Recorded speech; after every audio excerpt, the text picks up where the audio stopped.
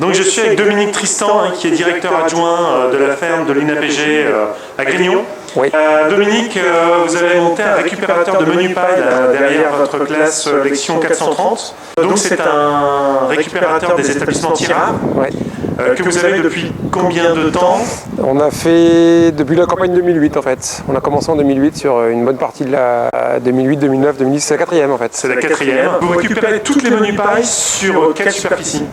Alors on récupère celle de céréales, celle d'oléagineux, alors céréales à paille, oléagineux, févrole on l'a pas fait parce qu'on a des problèmes de conditionnement. Et maïs on a fait des tests, ça devait être en 2008 justement. Et on ne récolte pas en fait aujourd'hui celle de maïs parce qu'on n'arrive pas à la valoriser en fait. Quelle superficie en blé? À la baisse, on va dire qu'on tourne une centaine d'hectares. D'accord. Alors dites-moi ce que vous en pensez, on va se rapprocher du matériel. Alors si on... Bon, pour préciser, nous l'achat il était motivé par une entrée agronomique en fait. C'est-à-dire le désherbage? Désherbage. Excusez-moi, il y a le soleil, je vais me tourner. Ouais. Donc sur nos terres, alors une assez grande diversité, on est sur Grignon, sur le plateau, sur des limons profonds, sur l'Eus, sur des rotations qui étaient du blé orge maïs, qui deviennent plutôt du blé colza blé maïs, où là on n'a pas forcément de problème de régras. On a un labour, pas tous les ans, mais qui revient assez régulièrement tout de même. Des terres par contre aussi sur Palaiseau, plateau de Saclay, en bordure de plateau sur des limons hydromorphes, avec là une problématique régras beaucoup plus présente. Donc la première technique c'est bon, les faux semis bien sûr. Ce qui marche aussi bien ça va être les décalages de date de semis. Donc là par exemple on va commencer à semer, il faut que je donne la date sur la vidéo, on est aujourd'hui le 14 octobre, on va commencer à semer vers le 25 octobre. Donc pour essayer justement de limiter le développement des régras à l'automne. Et c'est vrai que compléter ça avec le ramassage de la menu-paille lors de la moisson pour ressortir une partie des régras, c'est une technique qui nous a semblé intéressante. Donc intéressante et mesurée, on a fait des comptages sur des bandes avec et sans récupérateur dans le cadre de protocoles scientifiques. Et même avec des blés récoltés tardivement, sur des parcelles qui naturellement sont assez riches en régras, on était selon les bandes entre 40% et 60% d'exportation de régras. Bon, c'est pas du 100%, mais c'est pas mal. Avant d'aborder cet aspect agronomique et désherbage, on va parler du matériel. D'accord. Alors je voudrais savoir un petit peu ce que vous pensez du matériel. Est-ce que c'est simple? Les limites, s'il y en a, Ouais. les avantages et les inconvénients. Alors le principe est relativement simple. Après la machine en tant que telle n'est pas possible sur toutes les moissonneuses. D'accord. Je crois qu'il y a une marque, je ne sais pas si je peux la citer. Si, allez-y. Je crois que c'est John Deere. Quasiment toutes les machines John Deere ne pourront jamais être équipées à cause du châssis. Si j'ai bien compris le bureau d'études qu'a fait le dimensionnement. Ouais. Donc tout simplement parce qu'on rajoute un poids supplémentaire sur la machine, un poids qui en plus est quand même assez décalé sur l'essieu arrière, donc c'est vrai que ça peut quand même jouer fortement sur et ça se ressent quand, par exemple, il y a combien de tonnes, il y a combien de kilos quand le poids à vide de notre système à nous, donc en bâche, il doit être de 900 kg. D'accord. Et avec en charge utile, on peut mettre combien? Alors on l'a jamais pesé précisément, mais autour de 700 kg. Bien chargé, 700 kg. Ça veut dire qu'on a 1 tonne 600 à l'arrière? 1 tonne 600, ouais. Quand le caisson est plein. Alors au niveau du volant, on ne va pas forcément le sentir. Par contre, nous, on a 2 parcelles notamment en très forte pente. Pour vous dire que c'est en pente, c'est qu'il y a des zones où de toute façon le pulvérisateur ne monte pas, l'automoteur ne monte pas, donc il faut qu'on ait un circuit bien optimisé. Et la moissonneuse maintenant ne monte plus dans cette parcelle-là. Vous êtes en 4x4? Non. D'accord. Donc ça veut dire qu'il faut que sur une partie de la parcelle, on remonte à vide pour pouvoir moissonner. Alors on va regarder un petit peu dessous comment ça marche. Ouais. Donc alors là il est partiellement démonté parce qu'on est au maïs grain et comme je vous l'ai dit on ne récoltait pas. Donc contrairement aux premières machines qui étaient équipées, qui étaient des Mioland de TX34 ou 8070, où en fait la conception du châssis faisait que le système de récupération était vraiment collé à l'arrière des grilles, nous en fait on a dû décaler le système. Donc ici vous imaginez qu'il y a une tôle qui vient en dessous et faire l'arrondi de récupérateur en tant que tel. Voilà. Donc sur cette tôle, nous on a dû remettre un démêleur. Bon, c'est un dispositif qui tourne, qui va pousser la menu-paille pour justement dans les pentes éviter que ça stagne derrière les grilles. Sinon on risque de bourrer, voire casser, les plier carrément. Et donc là après c'est simple, on a une vis qui va pousser à l'extérieur, plus 2 vis élévatrices sur les côtés obliques qui vont remonter dans dans le châssis, dans le caisson, pardon. Donc nous, ça c'est une des limites qu'on a toujours donné à Tirard et qui maintenant justement il a pris en compte cette limite, c'est qu'on avait un entraînement mécanique. Sur les premières Newland justement c'était un entraînement pris directement sur le batteur, et nous il est pris sur l'arbre des skouers.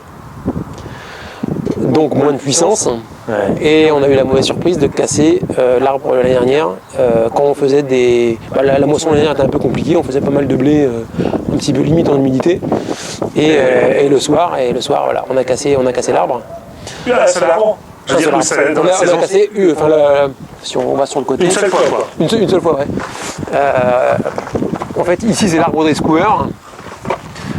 Ici, on a remis une poulie avec 3 courroies dessus. Et en fait, on a cassé l'arbre au niveau de... D'accord. En plus, c'est mal fichu, parce qu'il y a une réduction de l'arbre, en fait, ici. Ça doit être, à vue d'œil, ça doit être du 40 ici et du 35 à l'intérieur. Donc au niveau de la réduction, il s'est cassé net. Donc ça fait une journée et demie d'arrêt de moisson. Quand la moisson est compliquée, on n'aime pas trop ça. Donc maintenant il y a aussi beaucoup de machines, notamment les plus grosses qui sont non conventionnelles, qui partent sur un système d'entraînement hydraulique.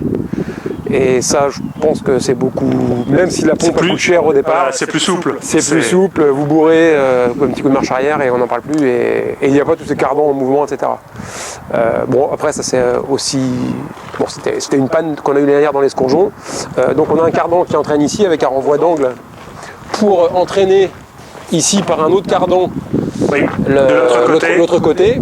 Alors déjà ce cardan par rapport à l'axe d'attelage il peut être gênant, et puis l'année dernière je sais pas pourquoi il s'est démonté ici et du coup on l'a perdu dans la paille. Alors, par exemple pour attacher votre coupe, donc à chaque fois il faut retirer, si on a une coupe, bon ici vous n'avez peut-être pas ce problème de parcelle. Si. Alors comment vous faites alors? Alors quand on connaît bien les endroits ça passe, hein, c'est-à-dire que vous laissez le cardan d'un bout à l'autre? Ouais. Et ça passe en dessous, ouais. Bon, si vous regardez comment on a fait notre crochet, hein, c'est un peu particulier. En fait, il est ici. Le crochet passe bien en dessous quand même. Hein. D'accord, oui. Il passe bien en dessous et on a dû faire une rallonge de, je sais plus, 50 je crois. Même pas 40, 45. D'accord. Donc il n'y a pas de risque que la flèche ici touche le cardan? Normalement non. Okay. Normalement non. Ça me fait penser quand même que l'an passé, une nuit, on a traversé ce qu'on faisait habituellement. Pour passer d'un champ à un autre, il y a un petit talus. Ouais. Et clac. Et là, on a fait la même chose, à part que la roue était tournée et est venue taper ici. Donc on a plié ça et du coup, alors, on a perdu quelques heures de... Alors, je voudrais savoir aussi, est-ce qu'on perd du temps? Est-ce que on est souvent pressé en pleine moisson des blés? Est-ce qu'on a vraiment la patience de récolter les menus pailles ou... Alors, quand on est dans le champ en train de moissonner, nous, on n'a rien remarqué en termes de surconsommation de puissance. En tout cas, ça consomme moins de puissance qu'un broyeur, par exemple, ni de frein de chantier par rapport à la séparation au niveau des grilles ou des skouers. Bon, les skouers, ça me paraît logique. Oui, mais alors, il faut quand même prendre le temps de les vider. Voilà, alors c'est là où ça peut être limitant, et bon, nous on était doublement limité par les déplacements justement. On a plusieurs ponts qui ont fait qu'on a dû avoir une caisse plus petite que la normale. Donc aujourd'hui, si je dis pas de bêtises, là elle fait 12 mètres cubes. Il nous aurait fallu clairement une 16 mètres cubes pour avoir au moins dans toutes nos parcelles l'équivalent d'une longueur.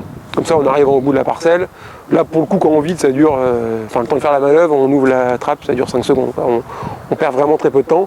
Par contre c'est que nous on a eu le cas, pas cette année mais l'année dernière, dans des parcelles à 100 quintaux ou voire plus, qui font 500 mètres de long, on n'arrive pas à faire la longueur. Et ça c'est embêtant. Alors qu'est-ce qu'on fait? On fait un dépôt d'un côté, un dépôt de l'autre? Habituellement c'est ce qu'on fait, ouais. Sauf ce cas particulier où là on fait un tas au milieu. D'accord. Qu'est-ce que vous faites des balles, des Alors elles sont conditionnées après en chantier décalé. Donc bon là on passe par un entrepreneur nous, donc qui vient à la fin de la moisson, ça c'est une limite aussi. Et on recharge au télescopique dans un entonnoir qui est installé sur sa place. Et qu'est-ce qu'il en fait? C'est nous qui conservons la menu-paille. Ouais. Donc une partie est vendue en litière pour poulailler. Donc là ça part plutôt dans l'ouest, Pays de Loire, voire Bretagne. Une partie peut être aussi consommée chez nous parce qu'on a des élevages, donc alimentation des brebis ou des génisses. Là la semaine dernière il y en a qui est parti en litière pour logette, vache laitière. On a fait des essais aussi en mélange avec du miscanthus et du switchgrass pour des granulés chaudières. Et là, j'ai une demande d'un Suisse pour faire de la méthanisation. Donc c'est assez diversifié comme débouché. Par contre, je ne vous cache pas que les premières années, j'ai passé un certain nombre de coups de téléphone pour me débarrasser entre guillemets des premières balles de Mnupaille parce que, comme toute nouvelle matière, quand on ne connaît pas, il faut... Il n'y a pas de risque de mettre le feu ou quelque chose avec ça? Moyennant un entretien normal de moissonneuse, a priori non. Est-ce qu'au niveau entretien, qu'est-ce qu'il faut faire tous les matins? Spécifiquement sur le récupérateur, à part quelques points de graissage au niveau des cardans notamment, il n'y a rien de spécial. Il n'y a rien de spécial. Non. Est-ce que vous... alors bon, après au niveau agronomique, l'intérêt, donc vous désherbez avec quoi? Qu'est-ce que vous utilisez comme herbicide? Alors ça dépend vraiment des parcelles. On essaie de limiter au maximum les désherbages d'automne. Alors aujourd'hui on a inscrit dans plusieurs projets de recherche-développement sur les phytos. C'est vrai qu'il y a quand même un certain nombre de produits d'automne. Clairement, vous avez l'impression que le récupérateur de Mnupaille vous a aidé dans la gestion du désherbage? Sur des questions vulpin, régras, etc. Oui, sans pouvoir le quantifier. Donc ça c'est une réponse un peu de normand. Par contre après un intérêt ça va être, je prends l'exemple concret qu'on a eu en 2009, après une orge diverse mais en direct des luzernes sans un seul désherbage derrière. C'est flagrant. Voilà, c'est flagrant, voilà. Et c'est propre, et la parcelle est propre. C'est tolérable. La luzerne aujourd'hui elle est du coup en 3e année, on n'a toujours pas désherbé, on a une belle luzerne, cette année elle a fait 10 tonnes et demi matière sèche. Et en blé, c'est moins... En blé sur blé, par exemple? On en fait très peu. Ouais. On en fait très peu. Comme il y a eu un cumul de techniques en même temps, décalage de date de semis, etc., c'est difficile à faire ressortir vraiment ce qui est venu du récupérateur. Disons que c'est un outil dans une boîte à outils qui a permis d'aller... C'est un outil supplémentaire, voilà. Mais c'est pas non plus la panacée. Voilà, c'est pas un rendement de 100% d'exportation de gras, ce que je disais. Ce qui n'est pas vrai pour le brome, par exemple. Le brome, on va exporter une bonne partie des bromes. Donc les gens qui ont vraiment des gros problèmes de brome, ça peut être intéressant. Alors au niveau, est-ce que vous recommenceriez le coût, l'investissement? Alors à périmètre constant, oui. Bon, il se trouve qu'on a eu beaucoup d'expropriations ces 2 dernières années. Donc aujourd'hui la question de la moissonneuse tout court se pose. Oui, mais hormis cette question d'expropriation de remontant. Avec les adaptations dont on parlait, donc entraînement hydraulique d'une part, taille de caisson supérieure d'autre part. Et un autre point aussi, alors on était embêtés, mais c'est encore une fois parce que c'est un prototype, le nôtre il s'ouvre, donc ici il y a les dauphins, il y a un vérin en dessous, ça s'ouvre et on a un parallélogramme qui ouvre la porte. Oui. Ce qu'on avait conseillé à Tirard, c'est de faire le cul, revenir ici, avec une pente beaucoup plus forte, et avoir simplement la porte qui s'ouvre. Et pas tout le système qui se plie et se déplie, parce que c'est source de panne. Et donc voilà, ça c'est aussi un point que... Et aujourd'hui il a adopté cette solution? Ouais, sur les grosses machines. Il y a un double intérêt, c'est que du coup comme il n'y a pas tout le parallélogramme, c'est aussi moins lourd. Donc on peut avoir une caisse plus grande par rapport à la taille de l'essieu. Ok, et donc dessous? Parce qu'en fait on a toute cette place là, qui est plus ou moins perdue. Hein. Le vérin il est dedans en fait, dans les dauphins. On le voit ici. Ouais. Et après on avait 3 capteurs, donc il y en a un ici pour bien vérifier que la caisse elle est fermée ou ouverte. On en a un dedans qui a une pale qui dit que c'est plein ou pas. Et ici, il y en a un 3e ici là. Oui, c'est le même principe. Okay. On en a un 3e qui est ici sur l'arbre pour dire s'il y a une diminution ou pas, diminution de la vitesse, même diminution de la vitesse, ça nous l'indique en cabine. Et on en a remonté un qui est caché ici sur le démêleur. Parce que des fois on avait le démêleur qui patinait alors qu'ici ça réduisait pas en vitesse et en fait avant que ça patine ici ça se remplissait au niveau des grilles et donc on a eu 2 fois des bourrages dans la l'avoine brésilienne. Et alors? Eh ben 3 heures pour vider la machine parce que quand on s'en est rendu compte c'était plein jusqu'au niveau du batteur donc voilà.